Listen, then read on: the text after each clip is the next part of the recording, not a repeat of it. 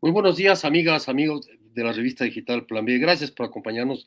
Este inicio de semana 20 de noviembre estamos listos para arrancar nuestra mesa de análisis con un tema muy especial y que siempre hemos seguido a lo largo de los sucesos que se han venido dando en torno a la seguridad social, al ISPOL, del Instituto de Seguridad Social de la Policía Nacional, para lo cual, hemos invitado a su director, el coronel Renato González, a quien agradecemos siempre estar dispuesto a conversar con nosotros y con todos los colegas periodistas que quisiéramos o podemos en algún momento abordar ciertos temas que nos interesan. Muy buenos días, coronel, una feliz semana. Gracias por acompañarnos esta mañana. Buenos días, Juan Carlos, y un saludo cordial a todos quienes nos escuchan y nos miran. Estamos transmitiendo en simultáneo a través de todas nuestras redes sociales en Twitter, Facebook e Instagram, además de nuestras cuentas personales en Twitter. Gracias por estar con nosotros. Coronel, quisiera un poco más bien ir hacia una evaluación de lo que ha sido este gobierno para la seguridad social.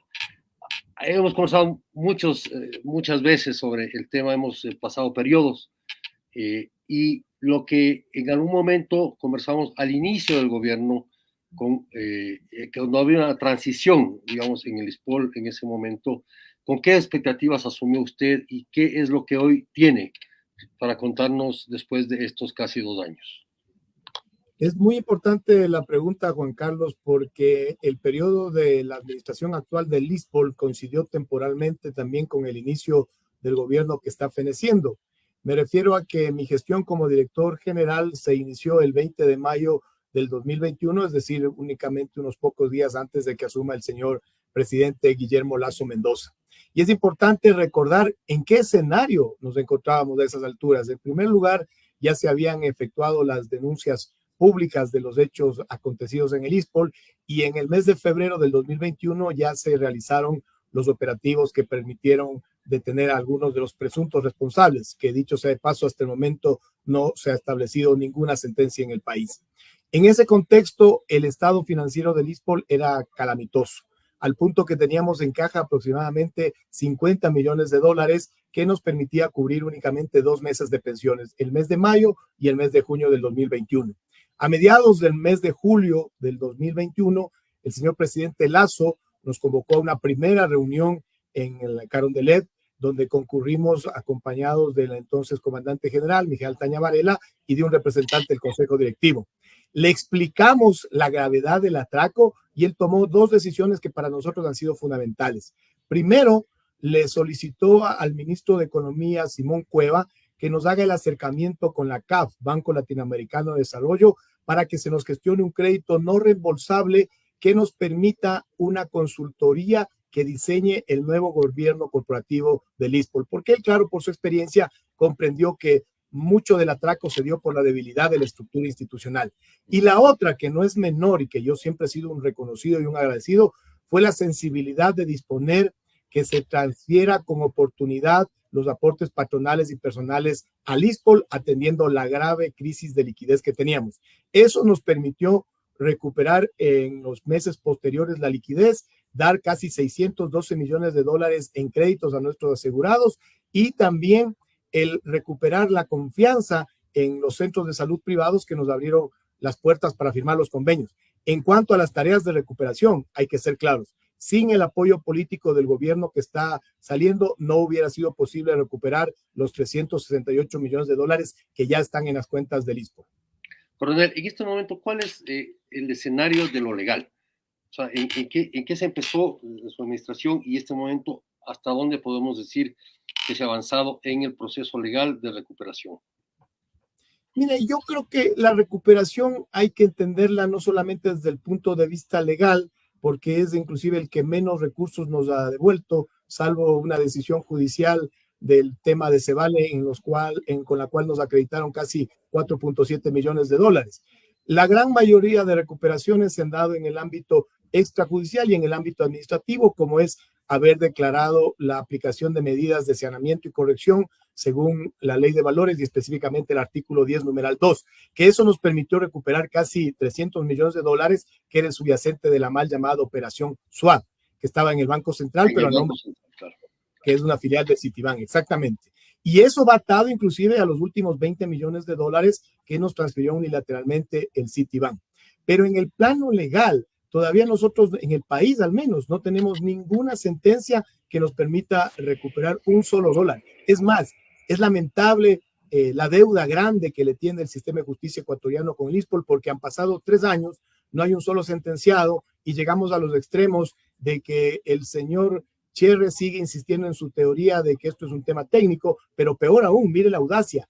Luis Álvarez Villamar y John Luzuriaga, que son sentenciados en Estados Unidos, que están cumpliendo su pena procesalmente en el Ecuador, se han declarado inocentes. A esos extremos, lamentablemente, llegamos, Juan Carlos. Claro, pero ¿qué perspectivas tiene? Es decir, ¿esto está en primera instancia, segunda instancia? ¿Cómo es el proceso? A ver, hay varias investigaciones abiertas en el país. Yo calculo aproximadamente 20. ¿Y por qué no tengo la cifra exacta? Porque estas 20. están a cargo de la Fiscalía General del Estado y algunas se encuentran en la etapa preprocesal, que es la investigación previa y que es de carácter reservado, a la cual no necesariamente nosotros tenemos acceso si no nos convocan, por ejemplo, para rendir versión. Pero de toda esta veintena de investigaciones, quizás la más avanzada es el juzgamiento de Delcor, Ecuagran y Fertisolubles, donde está siendo juzgado ya el señor Alejandro Paulson Tauma, pero que es un funcionario segundo nivel de estas empresas. Enrique Gat-Gonstein y Enrique Huerta se pasean tranquilamente en Miami, y Enrique Weizan Acine hace lo mismo en España. Eso por dar un caso. El otro tema que está más avanzado, pero que nos tomó 2 años, y no es broma, 2 años, nos tomó una audiencia de evaluación y preparatoria de juicio en el tema peculado por la supuesta venta de bonos compacto de retroventa, que es 216 millones de dólares de este monto. Recién acabó la semana pasada esta audiencia. Aspiraríamos que la jueza Irene Pérez en los próximos días les llame a juicio a los 10 procesados. Ahí están siendo procesados 2 exdirectores del ISPOL, como Enrique Espinosa Los Monteros y David Proaño Silva, el mismo Jorge Cherres, exfuncionarios de Cevale como Carlos Carbo Cox o el Luis Álvarez Villamar, el exdirector de riesgos del ISPOL como John Usuriaga y otros funcionarios. Y aparte de estos 3 casos, todavía hay otros que se mantienen en investigación previa. Por eso es que hablamos de esta veintena de investigaciones, Juan Carlos. A su criterio, ¿cuál es el caso más importante, o más simbólico? Yo no voy a decir que todos, pero digamos, ¿cuál es como que acumula el impacto de lo que fue este atraco al ISPOL? Se me estaba olvidando el caso Citadel, porque ahí habían 4 procesados, Javier Neira y Oriana Rumbea, pero estos 2 fueron sobreseídos por jueces del Guayas y pasaron a juicio únicamente Luis Álvarez y su yerno Gonzalo Navarro. Pero aparte de estos 4 casos, que podría decir los de mayor connotación, si usted me pregunta a mí, por lo pronto el más importante es el de peculado en Quito por el monto, son 216 millones de dólares. Sin embargo, está pendiente todavía la investigación puntual de la operación SWAP, que fue de 327 millones de dólares y que avanza en la Corte Provincial, en la Fiscalía Provincial de Pichincha, por el fuero de algunos de los involucrados. Y ahí ya sumamos casi 500 millones de dólares. Mire que la cifra no es menor. Pero esos son los 2 casos más importantes por el monto. Sin embargo, todos son fundamentales al momento de establecer responsabilidades, porque para nosotros el llegar a tener sentencias se constituyen en objetivos de medio alcance en relación a un objetivo mayor, que es la recuperación de los recursos. Así es. Ahora, cuando se dieron estas denuncias, me recuerdo ya casi no tanto al final, pero sí unos 6 meses antes ya que se empezaron a denunciar los hechos del ISPOL, creo que el impacto fue enorme, sobre todo para la Policía Nacional, para los miembros de la policía, en el sentido de que cómo es posible que nos hayan hecho esto, nuestros propios incluso jefes o lo que haya sido en ese sentido, quienes estaban cuidando estos recursos. Emocionalmente, ¿cómo se resolvió esto dentro y hago esta pregunta, dentro de los miembros de la institución policial? Muchos habrán temido por el futuro, muchos habrán temido por las pensiones, muchos habrán temido por la posibilidad de efectivamente que el ISPOL quiebre. Es decir, esto, ¿cómo lo fueron superando? Lo seguimos superando porque efectivamente fue un momento de shock, un trauma. Lamentablemente, si hacemos retrospectiva, hace 3 años, me refiero en julio, en agosto del 2020, cuando empezaron las denuncias públicas de este caso, se le daba mayor credibilidad al señor Jorge Cherres Niño. Recordemos que él hacía una agenda profusa en los medios de comunicación, salía con audios inclusive muy elaborados en videos, y con un tonito de voz que hablaba de que él inclusive era el gran protector de la seguridad social policial.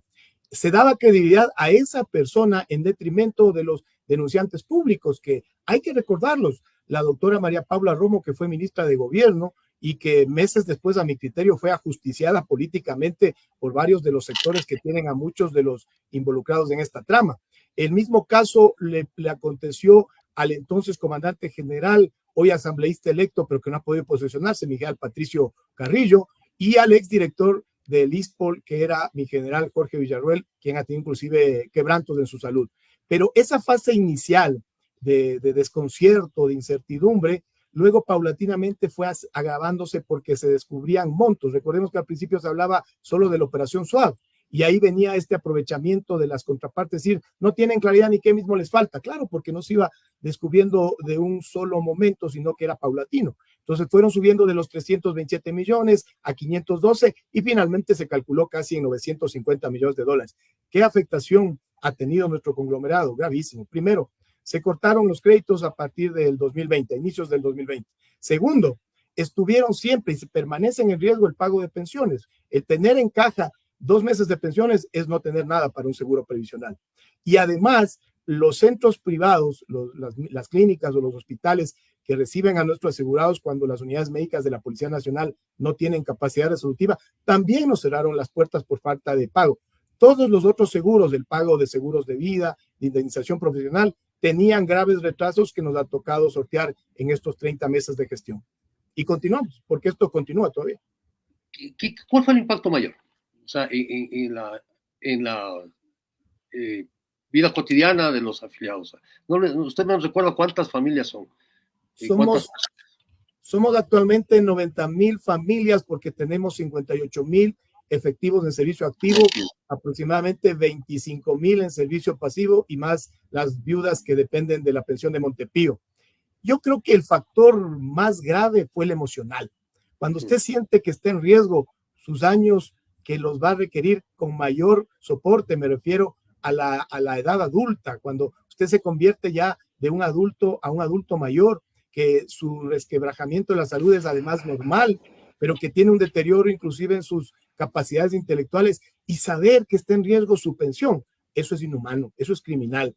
Y yo creo que ese golpe fue la mayor afectación que tuvo nuestro conglomerado, que todavía lo está procesando, y que en un momento determinado nosotros, cuando terminemos de realizar las tareas de recuperación de los recursos y que sabemos que finalmente nos faltará algún tramo, bueno, ese tramo nosotros iremos a las demandas internacionales hacia las instituciones financieras que pueden costearnos este daño psicológico infligido, este lucro cesante que dejamos de recibir, pero sobre todo demostrarles que no se puede jugar con el futuro de 90,000 familias ecuatorianas. Si le pregunto cómo está la situación hoy del ISPOL, ¿usted qué me respondería? Mucho mejor a lo que le encontramos, pero todavía nos mantendremos con un ambiente de incertidumbre, Juan Carlos, porque nos faltan 600 millones de dólares por recuperar, no es una cifra menor. Mire que el ISPOL tenía un capital de 1.550 millones de dólares y de ahí le despojaron casi 950 millones de dólares. De esos 950 millones de dólares, 804 ya fueron reclasificados en años anteriores de inversiones vencidas a cuentas por cobrar. Es sobre este monto que nosotros calculamos la recuperación, porque eso ya es un detrimento efectivo del patrimonio del ISPOL. Hemos recuperado 368 millones de dólares y seguimos en las tareas, pero todavía nos faltan casi 600 millones de dólares. Cierto es que gracias al concurso de varias personas y sobre todo de mi equipo de trabajo, que yo tengo que reconocer los esfuerzos que realizan, hemos recuperado un portafolio de inversiones que hoy, a la fecha de corte 30 de octubre del 2023, nuevamente es de 1.249 millones de dólares. Pero este ya es un portafolio saneado, que lo publicamos, que lo publicitamos inclusive, y donde el 60% está entregado en recursos hacia nuestros asegurados. Pero eso no nos garantiza nada todavía.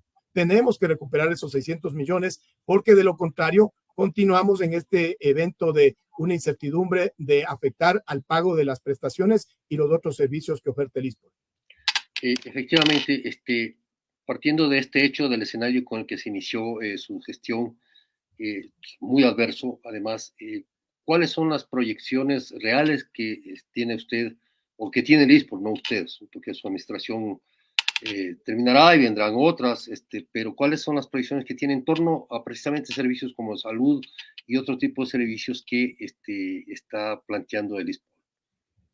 Hemos procurado fortalecerle al ISPOL y también es importante lo que consta en esta nueva propuesta de ley orgánica de régimen especial para la seguridad social de la Policía Nacional que fue entregada en enero de este año a la Asamblea y que ellos tienen el plazo de un año para procesarla según disposición de la Corte Constitucional. Ahí se habla de cómo reforzar el gobierno corporativo y que acoge varios de los consejos que nos dio un experto colombiano, el ingeniero Rubén Darío Avendaño, en el crédito no reembolsable que le había manifestado de la CAF. Pero entre eso ya hemos tomado algunas medidas. Por ejemplo, somos la única, y esto es importante, hay que resaltarlo, la única y la primera institución público-privada de Latinoamérica en tener implementada simultáneamente la norma ISO 37001 antisobornos y la 37301 de cumplimiento. Es más, en el mes de diciembre empezaremos el proceso de certificación. Aparte de eso, hemos automatizado el área de riesgos e inversiones, que era inconcebible que en el 2021, cuando asumí, todos los reportes eran en Excel en una institución que manejaba más de 1.500 millones de dólares. Súmele a esto que le he manifestado, que creamos la unidad de cumplimiento, algo fundamental, porque esto se constituye en una auditoría en vivo que previene cualquier incorrección. Se ha creado también ya la unidad de auditoría interna institucional, independiente de la auditoría interna que viene de la parte gubernamental, es decir, de la Contraloría General del Estado. Si alguien ingresa a nuestra página web, va a encontrarse con el primer visualizador ejecutivo donde están todos los KPI del ISPOL a disposición del público en general. Es más, todas las inversiones nosotros paulatinamente las vamos emitiendo en un comunicado para que se sepa con quién invertimos, qué monto, hasta qué fecha y a qué rendimiento. Pero además de ello, nos encontramos con una situación precaria en el ISPOL. No se tenían instrumentos financieros fundamentales. En el caso del área de riesgos, ya tenemos ahora el mapa integral de riesgos y hemos contratado la consultoría que nos va a dejar el plan de contingencia y el plan de continuidad. Es decir, son medidas básicas de control y de prevención de lo que pasó aquí en el ISPOL. Pero súmele a lo anterior el canal de quejas y denuncias. Es un ISPOL diferente, es un ISPOL que nosotros le denominamos el nuevo ISPOL. No nos garantiza que no haya o que en el futuro no se presenten actos de corrupción, pero sí nos asegura que hay los mecanismos para detectarlos, para investigarlos y para sancionarlos. Por ende, yo aspiro que la proyección del ISPOL a futuro, posterior a la administración actual, sea una administración muy fructífera, que continúe inclusive con esta integración con los organismos internacionales de seguridad social que nos han dado luces de varias medidas y buenas prácticas a ser aplicadas. El tema de la seguridad social policial es de una condición distinta al sistema de seguridad social general, digámoslo así. Tanto militares como policiales tienen un sistema distinto de seguridad social. ¿Cómo usted cree que esto es necesario? Se hablaba en un momento de un gobierno, creo que de Correa, de integrar estos seguros. ¿Por qué cree que debe seguir siendo policial el sistema de seguridad o militar o este tipo de diferenciación frente al seguro social general? Yo le agradezco esta pregunta, Juan Carlos, porque me permite clarificar la intervención política en el atraco del ISPOL. Así se hablaba. Se decía que por qué tenemos 3 institutos, pero además se tomaron acciones en ese sentido. La mal llamada Ley de Fortalecimiento del Régimen Especial de Seguridad Social de la Policía Nacional, que se emitió en octubre del 2016, bajó el aporte patronal y el aporte personal de los policías, de las nuevas generaciones. El aporte personal bajó del 23.10 al 11.45, es decir, los nuevos policías que ingresaron desde el 2017 aportaban eso hasta mayo del 21 que salió declarado inconstitucionales algunos de esos artículos. Y el aporte patronal bajó del 26 al 9.15%, es decir, un ahorro exorbitante del Estado. Pero además esto tenía una clara consigna. Se buscaba que en el tiempo los nuevos policías que aportaban a porcentajes similares a los del ISPOL, pero inverso, a los del IES, pero inverso, ¿a qué me refiero? En el IES, el aporte personal es del 11.45 y el personal del 9.15. En el ISPOL le dejaron el 11.45 al individuo y el 9.15 se lo bajaron al Estado. ¿Pero qué buscaba? Que pasen los años, que llegue el momento determinado en que estos fascinerosos que se juraban revolucionarios, pero que son simplemente unos vulgares delincuentes, fusionen al IES, al ISPA y al ISPOL. Entonces el ISPOL llegaba con sus estados financieros saludables, todo en verde, pero en papeles, y el atraco del ISPOL no se conocía. Usted me pregunta si es necesario. Claro que es necesario, porque las condiciones de la vida policial, de la vida militar, no son similares, sino más bien se contraponen a muchas de las condiciones del ámbito civil. Podemos debatir las características, pero le doy un solo evento. Cuando uno calcula la carga laboral de una persona del ámbito civil en un tiempo determinado y calcula la carga laboral de un policía también en ese mismo tiempo determinado, hay una sobrecarga laboral hacia la policía. Por eso es que se habla de un régimen especial. Si usted me pregunta a mí, es necesario y podríamos demorarnos unas 2 horas tranquilamente debatiendo los temas en pro y en contra, porque yo entiendo que otras profesiones también con un justo derecho dicen, pero tenemos estas particularidades. Sí, pero en el caso de la Policía Nacional, que es mi ámbito de acción, yo les puedo decir que el promedio de horas laborables son 12 horas por día. Se trabajan mínimo 22 días al mes. Y si eso multiplican por 11 meses y por 20 años, les va a salir una carga laboral cercana, si no recuerdo mal la cifra, cercana a las 58,000 horas laborables. Y si usted lo hace con las 8 horas del ámbito civil, sin contar horas extras, obviamente, que son remuneradas, pero 8 horas por las 40 semanales, por las 160 del mes, e igual por 11 meses, pero lo hace por 30 años, va a haber esta diferencia a favor de la carga laboral que tiene la Policía Nacional. Eso por darle un tema, pero súmele la posibilidad que tiene el policía de ser trasladado a cualquier parte de su país, el nivel de riesgo. El ISPOL, la policía en general, no necesita de una guerra para ofrendar sangre. Mire que en el conflicto del CENEPA fallecieron unos 75 héroes ecuatorianos provenientes de nuestras gloriosas Fuerzas Armadas, a quien les guardo el mayor respeto y consideración.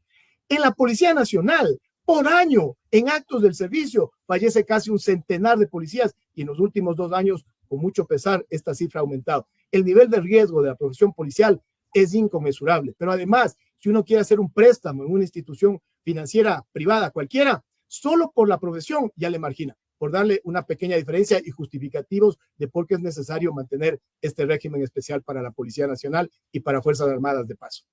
En torno a los préstamos, usted dice que ha aumentado muchísimo en estos últimos meses. La gente, entiendo, se siente también igual la crisis económica, tanto en la policía como en todos nosotros, se siente una suerte de quizá de visión de no futuro, pero ¿cómo se maneja este tema de préstamos? ¿Qué consideraciones se tienen? ¿Qué tipo de préstamos se dan? ¿Se piden más bien? ¿Cuáles son las visiones de la cartera que se tiene porque son bastantes, son casi 60,000 policías y todos han de querer un préstamo? ¿Y cómo se maneja eso? Una de las falencias que hemos detectado es la falta de educación financiera. El policía, al igual que cualquier ecuatoriano, está expuesto a sobreendeudarse. ¿Qué hemos procurado en el caso del ISPOL y de otras instituciones afines como el Servicio de Santidad de la Policía Nacional? Darles créditos a nuestros asegurados, pero a una tasa adecuada. ¿A qué nos referimos? La principal obligación del ISPOL no es dar créditos. La principal obligación del ISPOL es el pago de pensiones y el resto de seguros que tiene a su responsabilidad. Sin embargo, las inversiones y entre ellas los préstamos se constituyen en mecanismos de financiamiento para estas prestaciones. Por eso es que nosotros preferimos los recursos dirigirlos primero a nuestras obligaciones, que es el pago de pensiones. Como al final del día siempre nos quedan recursos para invertir, hemos priorizado las inversiones con nuestro asegurado, los préstamos. ¿Por qué? Porque tienen 3 objetivos. Primero, son las inversiones más rentables para el ISPOL porque pagan del 9.15 hacia arriba en rendimiento. Pero además, nos dan seguridad porque les podemos cobrar al personal de servicio activo de su sueldo y al personal de servicio pasivo de su pensión. Y finalmente cumplimos este rol social de darle créditos a tasas de interés asequibles. Mire que el ISPOL oferta fundamentalmente 2 créditos hipotecarios a una tasa del 7%, la mejor tasa del mercado nacional, porque nosotros propendemos a que nuestro asegurado se endeude en un bien inmueble que sea para el futuro de su familia. Y los créditos quirografarios tienen algunas modalidades, pero empiezan en el rango del 9.15%. Si esto usted lo compara con créditos que ofertan los bancos o las cooperativas, se disparan al 16 o 17%. Por ende, nosotros buscamos ese punto de equilibrio entre la inversión que realiza el ISPOL y esta labor social que puede servir para beneficio de nuestros asegurados. También ahora, antes de hacer un crédito, les estamos dando una preparación básica en educación financiera por esta debilidad que le conversaba hemos detectado. ¿Y cómo se resuelve esta falta de educación financiera? Bueno, eso es un largo proceso porque lamentablemente deberíamos recibirlo desde las escuelas. Ayer nomás veía en un programa de televisión como en Japón, aparte de educación ambiental, los niños de primaria reciben educación financiera. El inconveniente del ecuatoriano es que es muy afín a pensar en el hoy y no en el mañana. Y esto va atado inclusive con las reformas de la seguridad social, que es un tema que normalmente los gobiernos prefieren evitarlo, pero que es necesario. En el caso del ISPO, le voy a ser muy puntual. El promedio de aportes al ISPOL es de 26 años, pero el promedio de beneficios es 40 años. Eso financieramente es insostenible. Eso los estudios actuariales, con fecha de corte 31 de diciembre de 2020, nos indicaron que se presentarán lo que se denominan las deudas financieras, ¿no? los déficits actuariales. Entonces, al 2070, el RIN, que es el seguro más importante, el que paga las pensiones, tendría un déficit actuarial de 1.166 millones de dólares. Pero lo más grave es que el último año de reserva positiva es del 2044, que está aquí muy cerquita. ¿Qué hay que hacer para eso? Cambiar el escenario, cambiar la composición de la estructura. Entre eso se ha propuesto que se aumenten 5 años de aporte, es decir, que el retiro voluntario pase de los actuales 20 a los 25 años y que el cálculo de la pensión ya no sea con base en la última remuneración mensual unificada, sino en un promedio de las últimas 48 remuneraciones. Y que los policías nuevos, los que ingresen después de la vigencia de la ley, reciban un aporte adicional del Estado del 1%.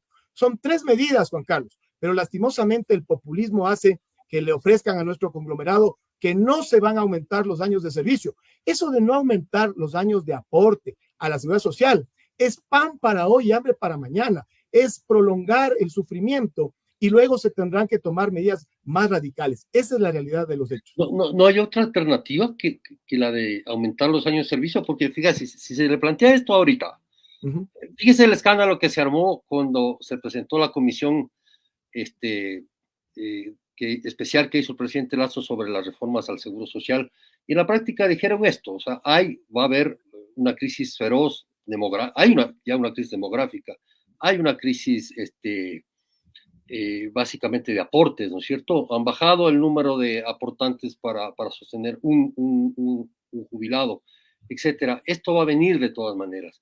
Sin embargo, usted no ve otra alternativa a la de subir, o sea, sacrificar de alguna manera los años de aporte de los asegurados.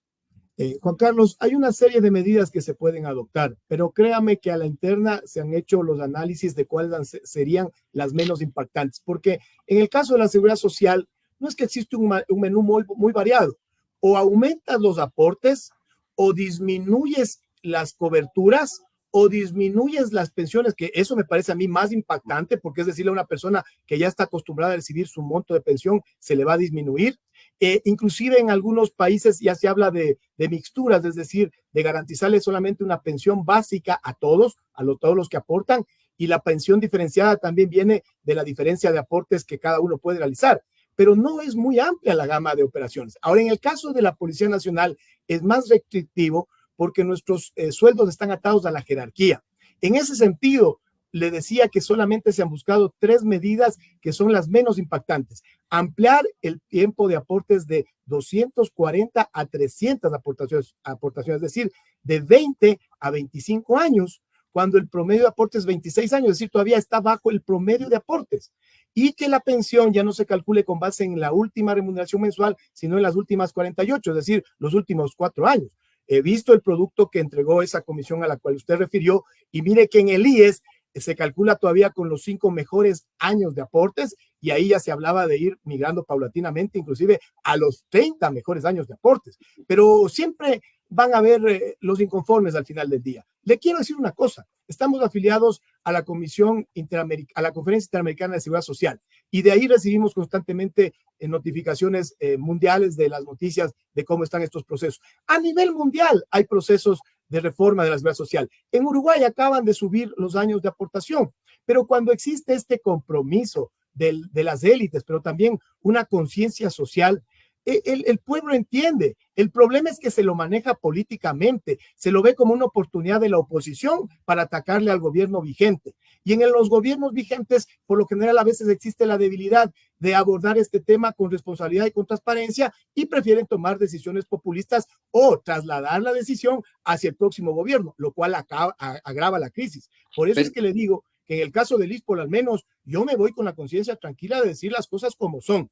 Estas decisiones en el ISPOL tenían que haberse tomado desde el año 2005 y ya hemos perdido alrededor de 18 años precisamente por dilatar la toma de decisiones, por darle una larga a que otros sean los que se vean involucrados en la misma, pero yo creo que hay que decirle a la gente y sobre todo a las futuras generaciones, el dinero del ISPOL para las actuales generaciones que están recibiendo pensión y para quienes estamos por retirarnos, capaz que nos alcanza. El problema son para esos jóvenes policías que están entrando, que quizás todavía no entren, que trabajarán 25 años y que cuando salgan no hay recursos para su pensión. Para ellos hay que pensar en la sostenibilidad del sistema. Finalmente, coronel, y gracias por su espacio, esto se resolvería en las reformas a la ley, en la Asamblea. Así es, está entregado el proyecto. Esperemos que la Comisión de Derechos de los Trabajadores de la Seguridad Social ya nos convoque para ir analizando. No nos cerramos a que se puedan revisar, verificar otras opciones. Esto es cuestión de manejarlo con algo que es fundamental, la base técnica, situación que no aconteció en el 2016. Y si con base técnica podemos encontrar una medida menos impactante, bienvenida sea, pero por lo pronto lo que encontramos fue esto. Y además rompemos un mito. Muchos dicen que las reformas a la de seguridad social policial es por el atraco. El atraco fue un grave golpe, pero el problema que le acabo de narrar es estructural. Si recuperamos la totalidad del atraco, el año 2044, que es el último reserva positiva, solo se mueve al 2049, es decir, no hemos ganado mayor cosa, porque son problemas estructurales de ingresos versus egresos. Coronel, muchísimas gracias. Ha sido el coronel Renato González, director del ISPOL.